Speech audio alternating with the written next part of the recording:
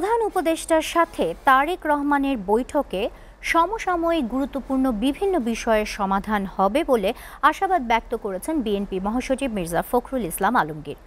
April মাসে নির্বাচনের বিষয়টি সরকার পুনঃবিবেচনা করবে বলে আশা প্রকাশ করেন তিনি।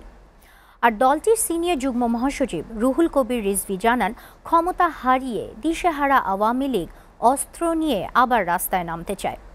আরও জানাচ্ছেন আব্দুল আহাদ। ওয়ালটন আবারও মিলিয়নিয়ার অফারে ওয়ালটন ফ্রিজ কিনে আপনিও হয়ে যেতে পারেন মিলিয়নিয়ার। 4 দিনের সরকারি সফরে যুক্তরাজ্যে রয়েছেন প্রধান উপদেষ্টা ডক্টর মোহাম্মদ ইউনূস।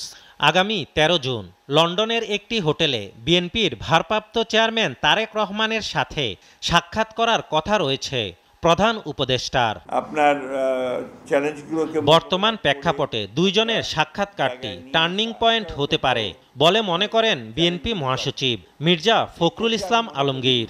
যে আপনার এই একটা সুযোগ তৈরি হয়েছে দুই নেতার মধ্যে দিয়ে, সবার মধ্যে দিয়ে, সেটা একটা বড় একটা সমাধান হয়ে যেতে পারে আর কি, সেগুলো সমাধান করতে পারে।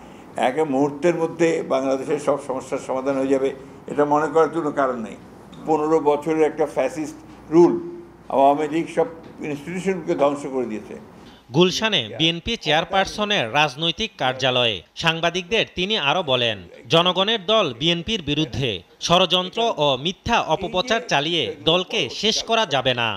এখন এই 15 বছরে তো আমরা বিলীন হয়ে গিয়েছিলাম, প্রায় ভাবছে যে বিএনপি শেষ হয়ে যাবে, বিএনপি খণ্ড বিখণ্ড হয়ে যাবে, কত লেখালেখি কত কিছু পারেনি। তো একটা লোক ছাড়া দুইটা লোককে নিতে পারে নাই।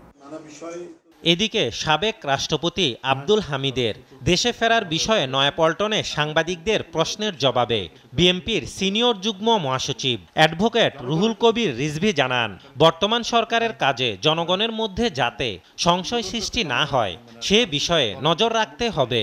যেহেতু সমর্থন পেয়েছেন সেহেতু আমরা মনে করি যে জনগণের সমর্থন পেয়েছে, অতএব তাদের প্রতিটা কর্মকাণ্ড পদক্ষেপ জনগণের মধ্যে যাতে কোনো ধরনের সংশয় তৈরি না হয়, প্রতিটা যেন স্পষ্ট থাকে, এই দায়িত্বটা সরকারের এবং স্বরাষ্ট্র উপদেষ্টা মহোদয় সেটি করবেন বলে আমি আশা করি।